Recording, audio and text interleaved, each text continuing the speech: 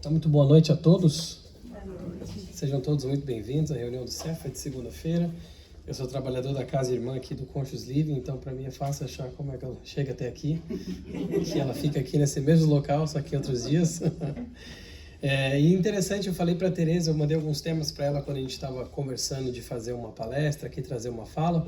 Eu mandei alguns para ela, ela gostou desse aqui, lapidação interior, que toca bastante naquele tema que a gente sempre fala no espiritismo, nas palestras espíritas, nos estudos espíritas, sobre a reforma íntima.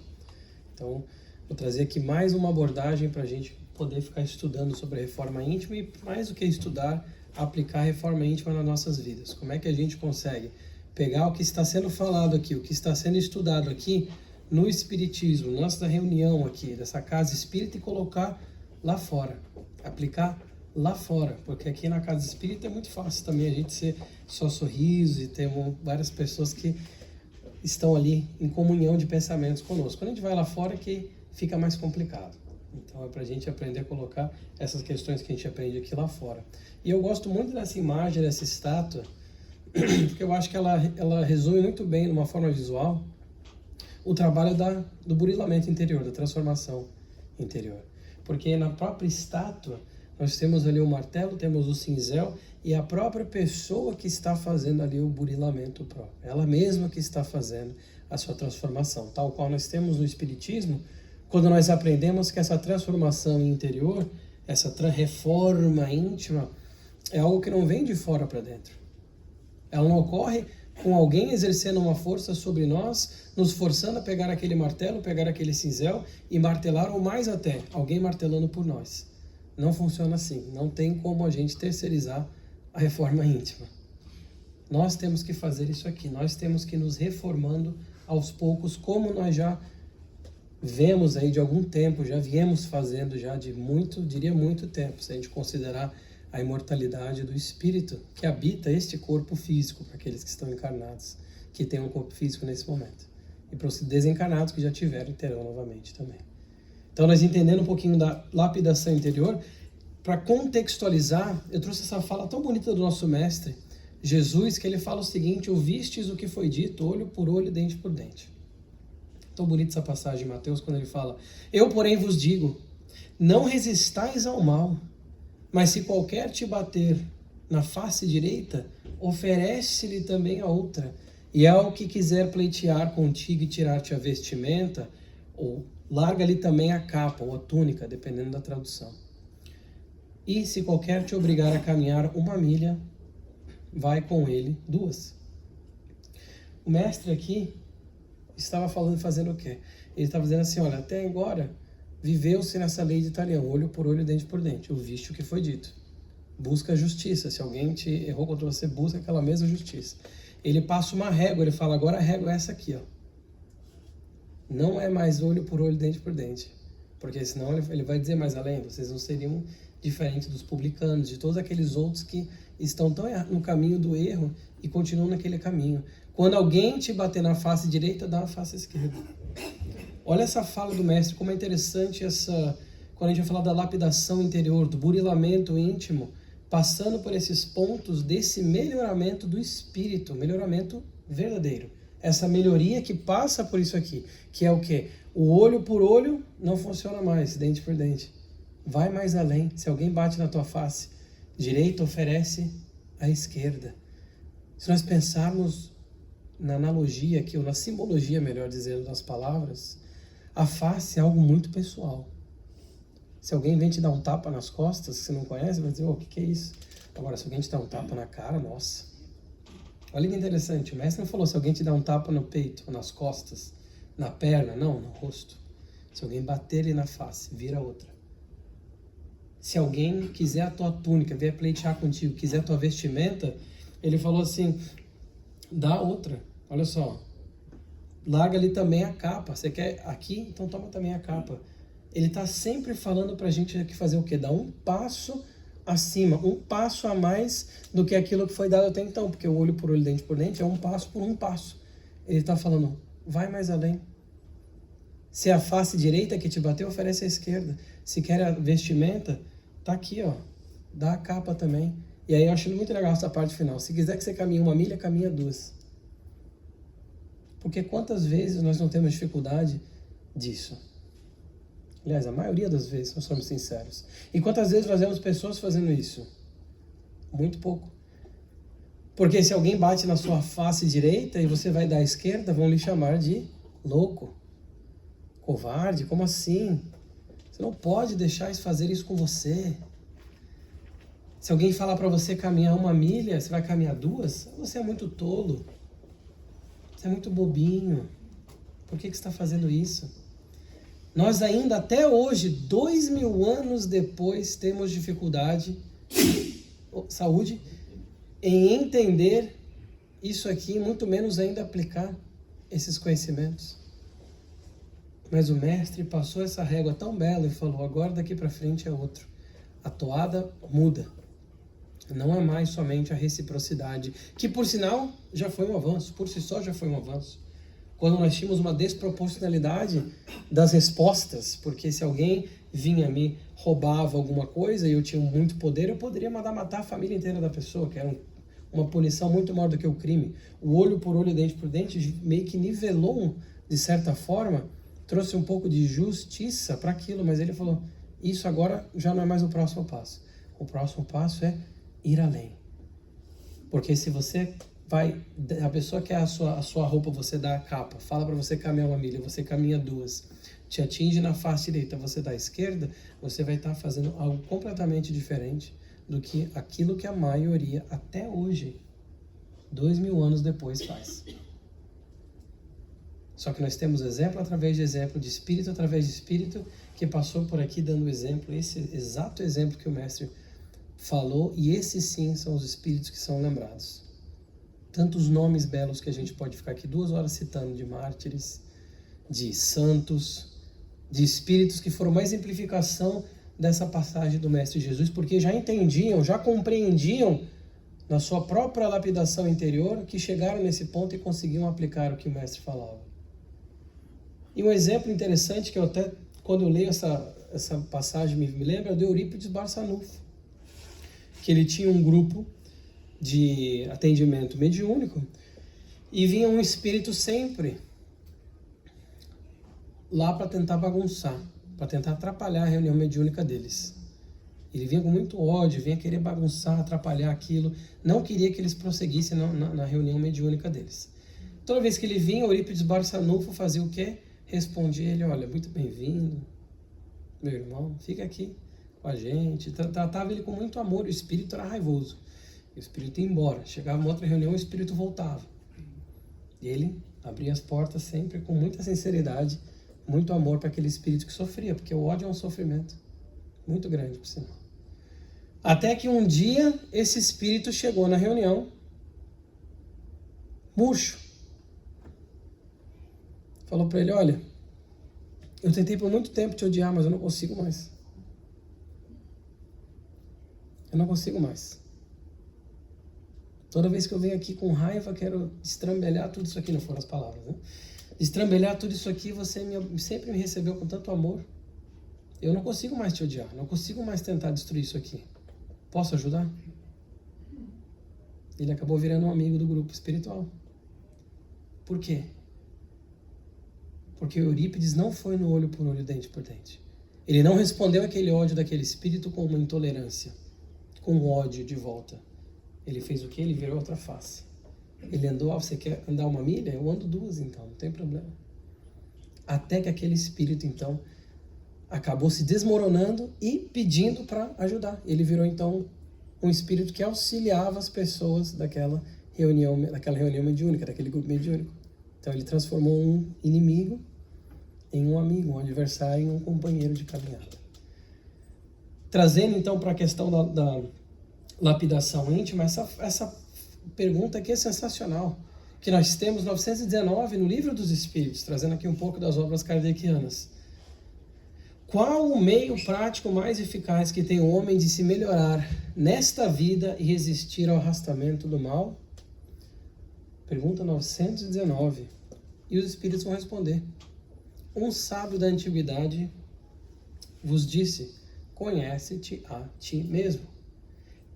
Eu acho que é quase impossível, se não impossível, nós falarmos da reforma íntima, do burilamento interior, se a gente falar do autoconhecimento, do conhece-te a ti mesmo. Porque da mesma forma que aquela estátua era única, cada estátua aqui que está sendo burilada por nós mesmos é única também. Cada um tem ali as suas arestas para aparar ainda. E o conhece-te a ti mesmo é essa resposta que vai ser o meio prático mais eficaz, ou seja, que tem uma alta chance de sucesso para que eu me melhore nesta vida, nesta oportunidade única que eu tenho desta encarnação. E aí tem a segunda parte. E de resistir ao arrastamento do mal. Interessante. Então quer dizer que se eu praticar o autoconhecimento, se eu tentar realmente fazer isso aqui, ó, levantar um espelho e olhar para mim mesmo, entendendo onde que eu ainda preciso melhorar, eu vou estar mais, de uma forma mais eficaz, melhorando mim mesmo e fazendo o que? Resistindo ao arrastamento do mal. Porque aqui a gente tem que lembrar que já vai para o final das perguntas aqui, 919. Mas se a gente voltar lá na pergunta 457, principalmente na 459, quando Kardec pergunta qual que é a influência que os espíritos têm em nós, a resposta é assustadora. Muito mais do que imaginais ou supões, dependendo da tradução. Pois muitas vezes são eles quem vos dirigem. Então, se muitas vezes os espíritos me dirigem, não quer dizer que tem sempre alguém dirigindo ali que só quer o meu bem. Dependendo de como que eu estou, como que meu campo mental está, eu estou dando abertura para um arrastamento do mal. Para um arrastamento do mal. Então, se o conhece-te a ti mesmo é essa fórmula que nós temos, resta a nós entender que nesse processo de burilamento interior, de lapidação íntima, de reforma íntima, que é geralmente as duas palavras que se utiliza nos estudos de espiritismo, passa por essa questão de eu me conhecer em primeiro lugar. E eu ter a coragem de poder levantar o espelho para mim mesmo e falar aonde que eu preciso melhorar ainda. O que ainda está me pegando nas situações que ocorrem? Porque muitas vezes a gente vai olhar ao redor da gente e acontece uma situação que nos transforma. A gente fica possesso. Ou que toca uma ferida e a gente fica com a mágoa, arrastando aquela mágoa. E são coisas que muitas das vezes a gente para e fala, poxa, eu achei que eu já tinha vencido isso. Eu achei que eu já era melhor que isso. E no final ainda não sou.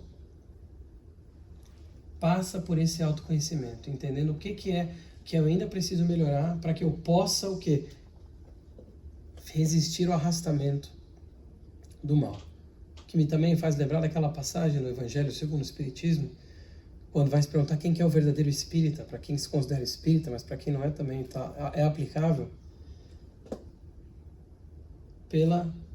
o esforço que faz para domar as más tendências e pela sua evolução, progresso moral. Mas não é só o progresso moral, não é só quanto que eu melhorei moralmente. É o esforço que eu faço para domar as minhas más inclinações, tendências, más paixões. Só que eu não tenho como fazer esforço para domar algo se eu tenho medo de olhar para dentro de mim e entender o que é aquele algo que eu tenho que domar. O que é aquela paixão, aquilo que eu tenho que ainda está me arrastando para baixo, que não está me colocando no caminho para frente. Por isso que o autoconhecimento é tão importante. Todo mundo aqui fala grego, então não preciso traduzir o que está ali.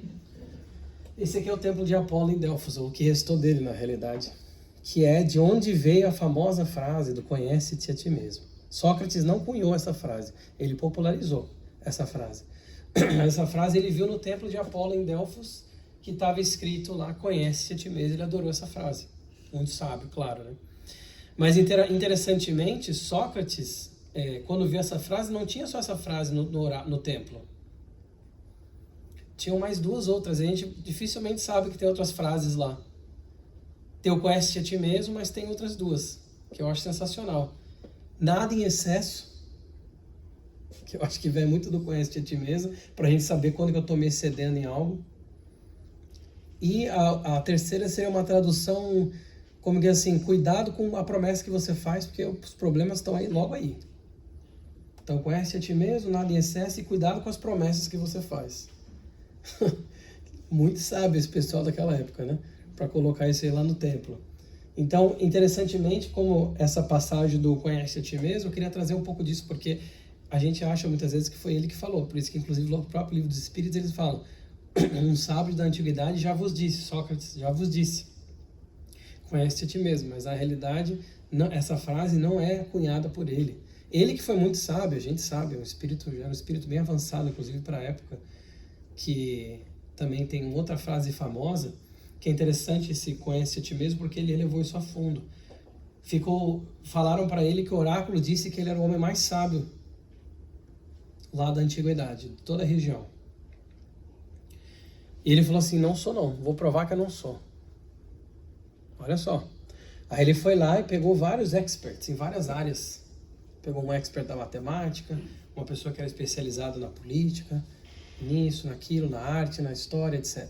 Começou a conversar com todas elas. E ele via que essas pessoas que eram experts, de fato, entendiam muito daquilo que elas falavam. Só que à medida que ele ia conversando com elas, eles viam que elas acabavam se distanciando daquilo que era a área de expertise delas, para falar como se soubessem muito de outras coisas que não eram a área delas. Ou seja, uma ideia de falso conhecimento. Aí ele fez isso com todas as pessoas. E ele foi notando que isso era uma coisa em comum, que todas elas acabavam achando que sabiam mais do que sabiam das áreas que não eram as áreas delas.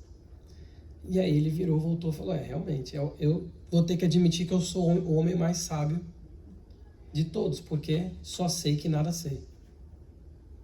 É o autoconhecimento. Olha que interessante, ele era o mais sábio porque ele sabia da sua limitação, das suas limitações. Por isso que o autoconhecimento é tão importante quando a gente vai falar da reforma íntima. Porque senão a gente não vai de fato ter o conhecimento das nossas próprias limitações, ou vai achar que a gente não tem limitação, onde a gente tem limitação ainda. Então esse processo do autoconhecimento, e por isso que o Sócrates foi um grande exemplo para isso. E agora até está nos cinemas, né? Essa palestra eu já fiz faz mais de um ano, mas bateu muito bem com estar no cinema lá, o filme da Odisseia. E tem essa cena que é muito interessante também, no filme até passa meio rápido, achei que foi um pouco rápido, mas que tinha lá o Odisseu, ou Ulisses, né? Dependendo da tradução também, que na mitologia contou-se que ele, depois da Guerra de Troia, estava tentando voltar para sua região, lá em Ítaca, e ele passou um tempo lá numa ilha que tinha feiticeira Circe. Ela falou: olha, o caminho que você vai trilhar vai ter ali, haverão ali umas sirens, que é em inglês, que eles falam como se fosse sereia, arpia, são uns bichos mitológicos lá, que elas têm um canto que atrai todo mundo. Para quem não conhece a história, não viu o filme, eu vou contar. E aí eles falam assim: olha, ela falava assim, e esse canto atrai essas pessoas, e as pessoas então acabam morrendo, porque elas ficam praticamente enfeitiçadas por aquele canto. E aí o que eles fazem? Quando eles vão lá, ele que era um herói da própria Odisseia em si, ele muito inteligente, ele vai lá e fala para os seus marinheiros então colocarem cera no ouvido, para não ouvir o canto das sereias, para não ouvir o canto daqueles animais, que inclusive eram mais ou menos como se fosse com asas e busto e rosto de mulher. A sereia que a gente tem lá com corpo de peixe é da mitologia nórdica. Não. E aí então eles sabiam que ia passar por essa ilha, sabia que tem esse canto, só que a feiticeira falou: olha, ninguém nunca que passou por lá conseguiu resistir ao canto da sereia, que ouviu e ficou vivo para contar. Então assim, cuidado. O que ele fez? Colocou a cera nos ouvidos dos seus marujos e ele pediu para que amarrassem ele no mastro, porque ele queria ouvir, ele não queria ficar com a cera. Mas ele falou assim: vou me amarrar no mastro e não importa o quanto que eu gritar e pedir, vocês não me tirem daqui. E aí conta-se a história. Essa história, inclusive, foi uma história falada, que foi se alterando muito ao longo do tempo, que foi uma história falada. Mas muitas das versões falam que então eles amarraram ele no mastro, e quando estava passando pela parte lá que tinha o canto, ele ouviu aquele canto e ele ficava pedindo para que eles tirassem ele das cordas, de solta daqui, deixa eu ir lá. E os marinheiros não estavam com a cera, não ouviam ele, continuaram remando e ele ficou lá gritando, até que então que passou embora e não foi afetado pelo canto, mas ele ouviu o canto.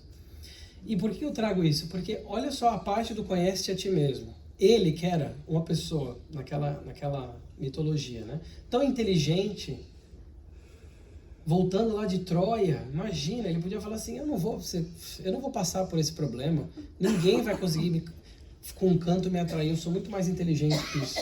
Ele poderia, pelo orgulho, ter ignorado.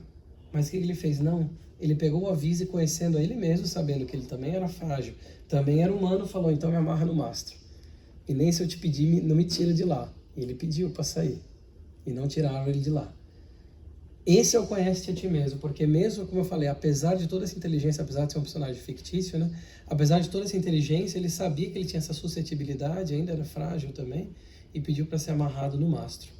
E quais que são, então, dois empecilhos que eu queria trazer aqui para nós, para a questão do burilamento interior? O orgulho e o egoísmo. Eu chamo ele de evil twins quando eu dou essa palestra em inglês.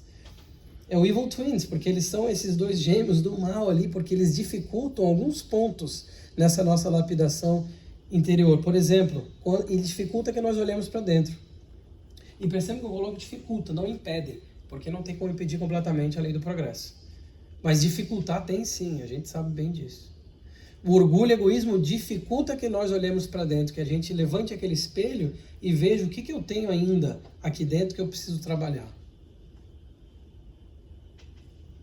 Porque o orgulhoso, o egoísta vai falar o quê? Eu não tenho que fazer nada diferente, aquela pessoa que tem que mudar primeiro. Fulano ou fulana que me deixa assim, se essa pessoa mudar, eu já estou tudo bem. E a gente fica naquele orgulho, naquele egoísmo, naquelas atitudes que impedem que eu olhe para dentro. Eu não tenho nada que mudar, eu não sou orgulhoso, eu não sou egoísta, o outro que é, eu não sou.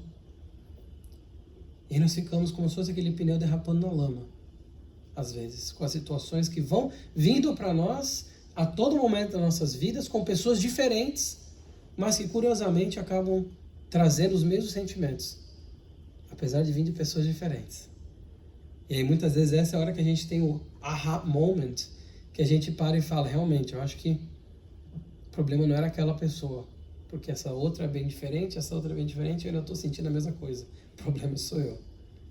E tá tudo certo, porque a parte do burilamento é isso, é pegar esse cinzel e trabalhar de forma acirrada para a gente poder melhorar sempre. Eles fazem o que também dificulta que nós aceitemos a necessidade de mudança. Porque eu posso até olhar para dentro. Eu posso até parar e fazer uma autoanálise, para tentar ver onde eu tenho que melhorar. Mas aceitar que eu tenho que mudar é diferente de dizer, eu já sei que eu tenho. Aceitar de fato é um passo à frente e tem que ser um passo consciente, que o orgulho e o egoísmo dificultam, porque o orgulho e o egoísmo vão de novo entrar no caminho ali e dizer, não precisa mudar. Muda, quando a pessoa mudar, você muda. Arranja outro emprego, muda de cidade, muda de parceiro, muda de amigos. Deixa todo mundo para trás. E aí fica o orgulho egoísta fazendo isso. Então eles dificultam que a gente olhe para dentro, quando a gente olha para dentro dificulta a aceitação e mais ainda, né? Dificultam para que nós de fato, quando nós já olhamos e já aceitamos que a gente tem que mudar, de fato colocar aquela mudança em prática, efetivar aquela mudança, para que eu amanhã acorde uma pessoa melhor do que a que eu acordei hoje. Porque no final sou eu comigo mesmo que eu tenho que melhorar. Não tenho que ficar tentando melhorar o mundo sem olhar para dentro primeiro. Para que eu de fato efetue essa mudança que é tão importante nesse burilamento interior, na tal da reforma íntima. Melhorando o que? Principalmente essas questões do orgulho e do egoísmo, porque como nós também aprendemos nos livros dos Espíritos, são os maiores entraves para o progresso moral, não intelectual. Progresso moral. Porque todas as atitudes que nós vamos pensar que são negativas, nós veremos ali orgulho e egoísmo presente. Posso garantir para vocês. Se você quiser pensar um pouquinho, você vai ver. Qualquer atitude que você vê hedionda lá fora tem alguma coisa de orgulho e egoísmo. Então, por isso que eles são esses entraves de progresso moral e tão importantes para a nossa reforma íntima. E a dor. Eu sempre gosto de trazer essa imagem aqui. A dor é um grande cinzel para esse burilamento interior. Porque muitas vezes nós só mudamos quando a dor visita. Nós só paramos para olhar para nós mesmos quando a dor visita. Físico ou emocional, por sinal. E aí nós temos algumas opções aqui. Essa imagem tem muitos anos, mas sempre que eu consigo eu jogo ela nas palestras. Se a dor é esse pedregulho, a gente pode ter algumas coisas que a gente pode fazer com ela. A gente pode só ficar sofrendo com a dor, sem fazer nada, deixando ser esmagado. A gente pode arrastar a dor. Eu acho que esse pedregulho do arrastamento podia ter até o nome de mágoa ali, porque é isso que acontece quando a gente arrasta o ressentimento. É como se estivesse arrastando aquela mágoa com a gente. A gente pode parar para analisar a dor. Olha só, analisar o pedregulho ali, ver o que é feito. A gente pode sentar e aprender com a dor. O que essa dor está querendo me ensinar? Por que essa dor me visitou? Ou melhor, o que essa dor revelou? Porque como Emmanuel fala, a dor é o fotógrafo oculto. Ela deslinda aquilo que está dentro de nós. Não aquilo que a gente quer mostrar, mas aquilo que está dentro de nós. Ela revela. Por isso que é o fotógrafo oculto. Ela revela uma fotografia do nosso caráter. A dor. Aí tem aqui o aceitá-la, que eu acho tão interessante, que é uma palavra que é muito mal interpretada muitas vezes, que é a aceitação. Essa pedra caiu aqui, então a primeira coisa que tem que fazer agora para eu melhorar é poder aceitar que essa pedra está ali. Não ficar blasfemando contra Deus, que foi injusto, que jogou uma pedra para mim. Já passou. Nós já temos mais conhecimento hoje em dia para ficar ainda voltando lá atrás e blasfemando e acreditando que existe um Deus injusto. Existe um Deus que tem favorito. Não existe. Não existe. E aí, o último passo aqui, que na verdade o artista, eu nem sei se ele quis fazer dessa forma, mas eu vejo isso quase como um processo, uma sequência. E o final é tão bonito, porque ele pega essa dor e transforma ali num coração, aquele pedregulho. Mas para ele transformar a dor, para lapidar essa dor num coração, tem que ter esse entendimento todo que vem desses processos anteriores aqui, do aceitar, do aprender com a dor, analisar a dor. Porque a dor é esse instrumento que nós, muitas das vezes, para não dizer a maioria, nos valemos e precisamos para poder trabalhar na lapidação interior, na reforma íntima, nesse burilamento interior. Como o próprio Emmanuel fala, eu também adoro essa frase, quando ele fala: a dor é um constante convite da vida a fim de que aceitemos uma entrevista com Deus. É um constante convite da vida. Não existe vida aqui nesse planeta sem dor. Como eu falei, emocional, física. Fica sem comer uns dias para você ver a dor. Fica sem beber para você ver a dor. Fica sem ter contato com as pessoas para você ver a dor da solidão. A dor da rejeição. Não existe vida aqui sem dor, mas é esse constante convite da vida a fim de que nós aceitemos uma entrevista com Deus, para entender aonde que está a minha fé, aonde que eu estou aplicando tudo aquilo que eu sempre falo, estudo, leio. E aí vem a dor e fala: cadê? Esse é o momento. No livro Caminho, Verdade e Vida, eu gosto de trazer bastante de fontes distintas. O Emmanuel vai dizer que o mundo interior é a fonte de todos os princípios bons ou maus, e todas as expressões exteriores guardam aí os seus fundamentos. Aonde? No mundo interior. Por isso que a dor é o fotógrafo oculto, porque muitas vezes aquilo que está por fora não é o que está por dentro. Para não dizer de novo, a maioria das vezes, não é o que está por dentro. O nosso corpo é um instrumento. É um instrumento. É um veículo. Muitas vezes esse veículo vem com certas, vamos dizer assim, defeitos, porque o espírito ou precisa ou porque pediu para vir também. Existem muitas situações que fogem do nosso entendimento até. Nós temos o véu do esquecimento, nós ainda não sabemos tudo que nós vamos um dia saber. Só que a questão é que esse mundo interior é a fonte dos princípios bons ou maus. Tudo aquilo que está sendo expressado no exterior nasceu antes na mente. Teve guarida na nossa casa mental. Um ato, qualquer ato que a gente for pensar, pensa no ato mais caritativo que você imaginar. Nasceu na mente daquela pessoa que fez aquele ato. Pensa no ato mais hediondo que alguém cometeu. Ele começou na mente da pessoa. Então, nosso mundo interior é essa fonte disso tudo. Por isso que ele fala, em regra geral, somos todos portadores de graves deficiências íntimas, porque ninguém está aqui num planeta divino. Ainda. Um dia a gente chega lá. Ainda não estamos. Necessitados de retificação, mas o trabalho de purificar não é tão simples quanto parece. Esse burilamento interior, ele é muito difícil, porque como nós já vimos, ele exige alguns passos. E um dos passos é essa paciência. Eu quis trazer essa questão aqui do tudo no seu tempo. Porque muitas vezes nós tentamos entender a transformação, ou esse burilamento interior, a gente tenta apressar certos passos, ou a gente fica com medo e hesita em dar os passos quando a gente já está pronto. As coisas têm um tempo. Isso vale muito para o relacionamento com os outros também. Eu lembro sempre daquela passagem, daquela parábola que está em mais de um evangelho, a parábola do semeador. Quando vai falando das sementes, de qual que foi ali o resultado final daquelas sementes que foram caindo, porque elas caíram em solos distintos, que a semente é a palavra de Deus, como nós sabemos posteriormente na Bíblia, e o solo é o coração do homem. Mas o nosso coração também passa por essas transformações. A semente plantada fora de estação não germina, como falou Clarence ou André Luiz. É isso, as coisas vêm ao seu tempo. Entendendo que nós temos o nosso tempo e às vezes a pessoa do nosso lado não tem o mesmo tempo que a gente. Às vezes ela está mais à frente. Às vezes ela está mais atrás. E a pessoa tem o tempo dela também.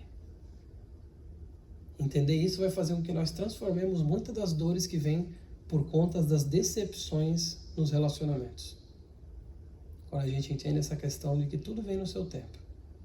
Que cada espírito é único e tem a sua trajetória. No Palavra de Vida Eterna, ele vai dizer: metamorfose essencial, entretanto, para nós será sempre aquela que nos alcance o imo da alma. Para que o bem apareça, contudo, não aguardemos que semelhantes luzes venham inicialmente dos outros. Não é para ficar esperando que os outros vão fazer a mudança, que o mundo inteiro vai se melhorar e eu vou ser o último. Agora que todo mundo já está melhor, agora eu vou ficar melhor também. Não funciona assim. Comecemos de nós sem demandar com alguém ou contra alguém. Iniciemos nós mesmos a nossa própria reforma íntima, independente do que estão fazendo ao nosso redor também. Porque muitas vezes nós vamos dar muita vazão às opiniões, como Emmanuel também fala, as opiniões alheias, que vão dizer as coisas que nós fazemos o contrário.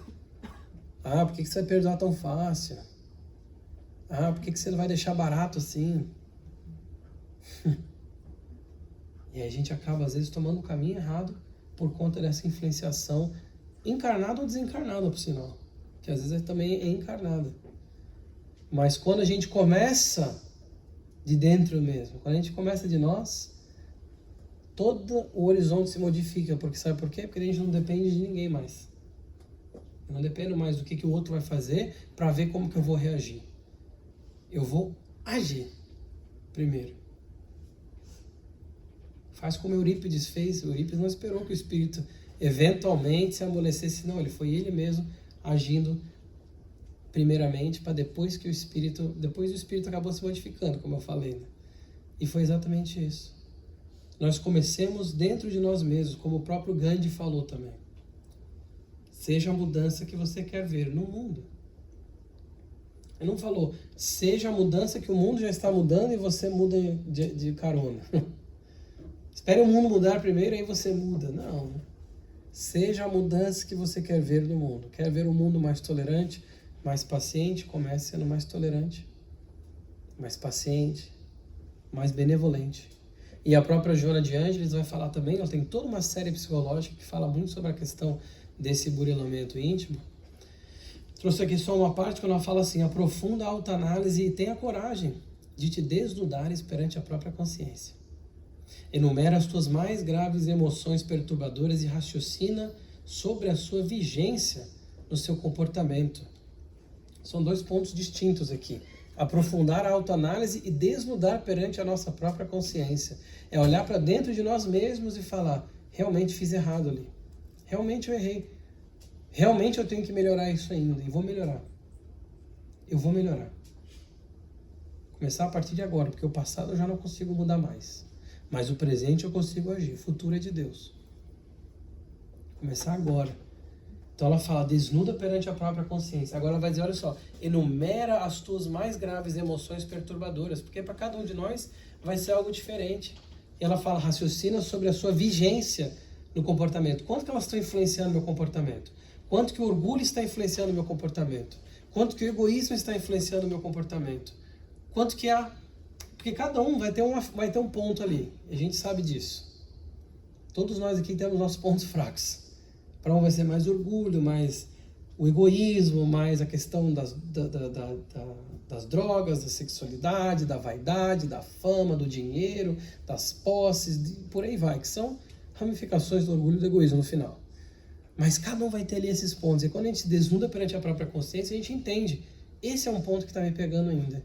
E é isso que eu ainda tenho que mudar. Por isso que ela fala, enumera essas emoções que estão te arrastando para o mal e vê quanto que elas estão influenciando o seu comportamento. Porque elas estarão influenciando, garanto para vocês. E tá tudo certo, porque a gente já está num planeta que não é o primitivo.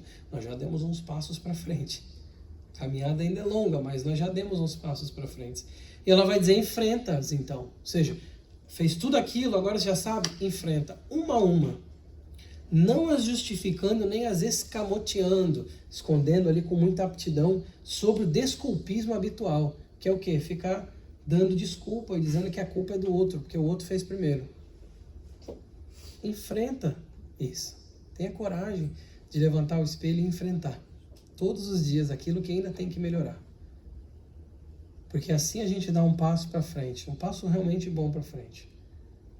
Como eu já falei, a lei do progresso está aí. A gente pode escolher fazer bem mais devagar e esperar com que a dor venha e visite e fique marretando a gente para que a gente vá para frente, funcionando tal qual aguilhão, como Emmanuel, Joana, gosto muito de usar essa palavra, aguilhão, que é aquela agulha grandona que cutuca o boi quando o boi para. E a dor faz isso, a gente está parado, estacionado, vem a dor e dá uma pontada, um aguilhão, a gente vai para frente. Parei de novo, não quero, estou aqui muito teimoso, vem a dor e vai de novo. Não, agora você vai. E a gente vai indo, porque a gente sempre vai caminhando para frente.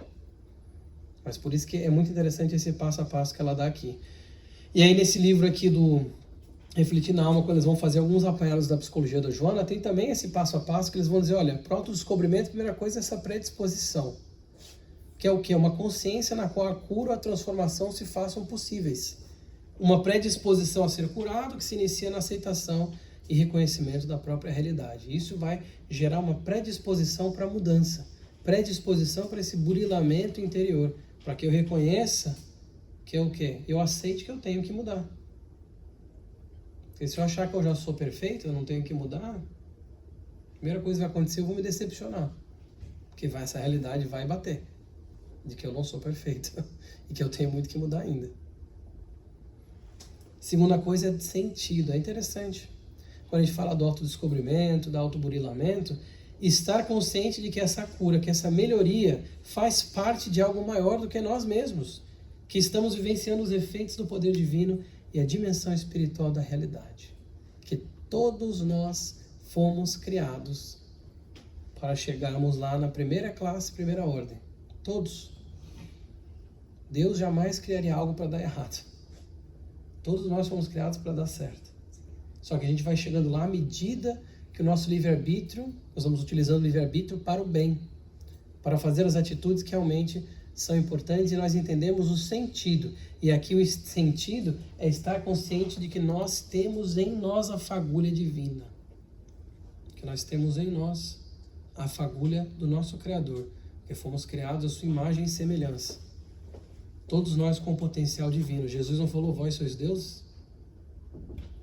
Todos nós. Ele não falou, alguns são, outros não. Vós sois deuses.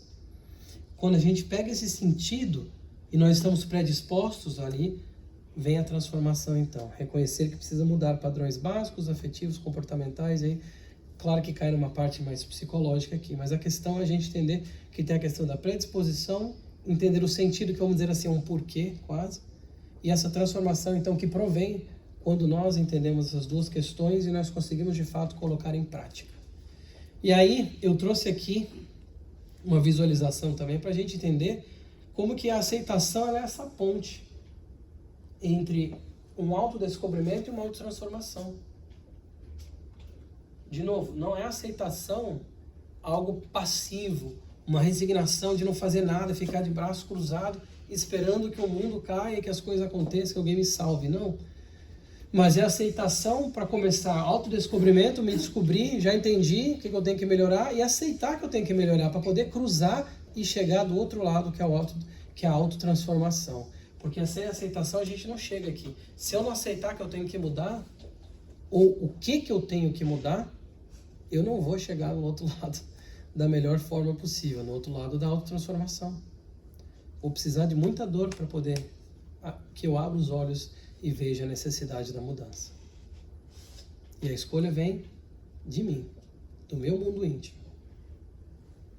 A gente entende isso aqui muito facilmente, eu diria, quando se trata de questões físicas. Se alguém aqui já viu, já passou, conhece alguém que passou por um câncer, o passo para você fazer o tratamento do câncer passa pela aceitação de que você tem um câncer. Uma pessoa vai fazer o diagnóstico, faz 5 diagnósticos de 5 lugares diferentes, todos eles constatam que tem um câncer, a pessoa fala, não, tem alguma coisa errada nessas 5 máquinas aí. Eu não tenho câncer, não preciso tratar. Provavelmente não vai dar certo. Mas quando ela faz o tratamento é porque ela teve que aceitar que ela tinha aquilo lá dentro dela, mesmo ela não querendo. Mesmo ela não querendo. Vocês entendem a aceitação, como passa por isso? Então, aqui o próprio livro, Autodescobrimento, olha só o livro da Joana de Ângeles, vai falar o quê? Requisitos para a reforma, insatisfação pelo que ela vai dizer. Interessante, né? Ou se possui ou como se encontra. É uma insatisfação de dizer, olha, não tá bom isso aqui. Não estou gostando de estar dessa forma. Eu quero mudar. É uma insatisfação pelo que se tem. Ela coloca também aqui, ó, desejo sincero de mudança. Engraçado, por que ela falou sincero? Ela poderia só falar desejo de mudança, né? Mas é um desejo que vem realmente do coração, que está aberto para mudança. Desejo sincero de mudar. A palavra sincero, ou sincera, ela tem uma raiz em latim, que é interessante. Porque, muito antigamente, em Roma, os patrícios, em Roma, em todos os lugares do Império Romano, os patrícios, eles compravam obras de arte, que os artistas faziam para eles, e chegou um momento em que os artistas estavam muito sobrecarregados.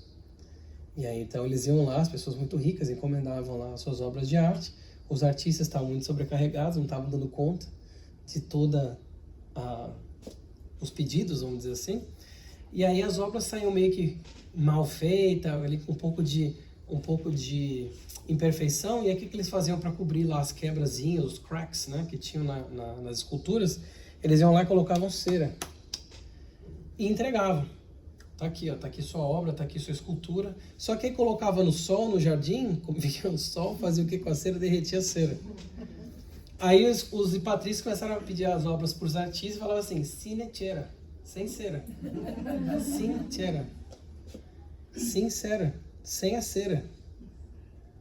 Então o desejo sincero, não o desejo maquiado de mudança. Olha só a palavra sincera, sem cera, para tapar aquelas quebradinhas ali. Para vir de fato sem cera, de uma forma sincera, ou nulla cera também. Mas interessante que ela fala desejo sincero de mudança, para que nós de fato queiramos mudar, vindo de nós mesmos depois de uma insatisfação. Ela coloca a persistência no tentame. Porque quem é que acerta de primeira tudo? Possível. Mas a gente precisa da persistência. Quando a gente tem um objetivo, a gente sabe que tem que chegar lá, e a gente tem a insatisfação pelo que é o desejo sem cera de mudança, a gente vai persistir naquela mudança, no tentame. Disposição para aceitar-se. Olha ela falando da aceitação aqui. E vencer-se. Ter essa disposição para saber, eu vou ser melhor amanhã do que eu fui hoje. Eu vou persistir nisso. E por último, capacidade para crescer emocionalmente, entendendo que todos nós temos essa capacidade também de crescer. Porque como eu falei, todos nós somos criados por Deus. Algo que é perfeito não vai criar algo para sofrer para sempre. Ficar para sempre no erro. E aí a gente pode imaginar também mais uma visualização aqui, como sendo esse autodescobrimento, essa selva que a gente vai desbravando ali dentro de nós mesmos. Porque a gente às vezes descobre ali umas cobras, uns bichos que a gente não esperava. Mas para isso a gente tem que ter ali todo o equipamento, a gente tem que ter algo que vá cortando a selva, tem que ter algo para proteção, algo para se remendar. Então, imaginemos essa autodescoberta e a persistência de poder também vencer essa selva interior.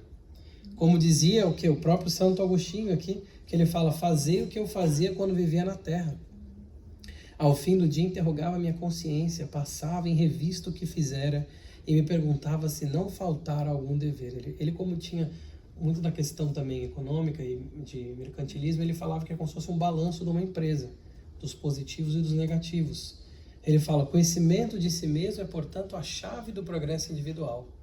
esse burilamento interior, então passa de novo pelo autoconhecimento, que é a mesma coisa que a gente viu lá na pergunta 919, o meio mais prático e eficaz para se melhorar nessa vida e resistir ao arrastamento do mal, conhece-te a ti mesmo. O sábio da antiguidade vos diz, conhece a ti mesmo.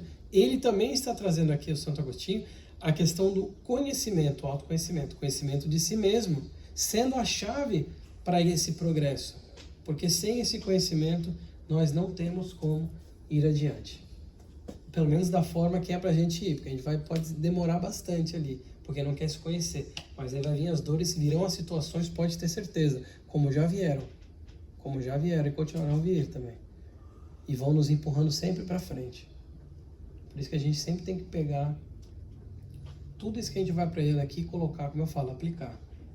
Sou muito chato nessa nota.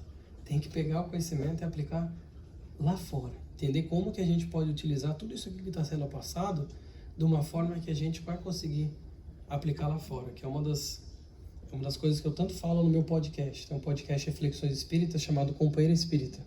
No Spotify, YouTube e no Instagram, que eu sempre falo, a gente tem que tentar aplicar essas coisas que a gente está aprendendo, porque senão vai ficar tudo muito bonito. Tudo na teoria.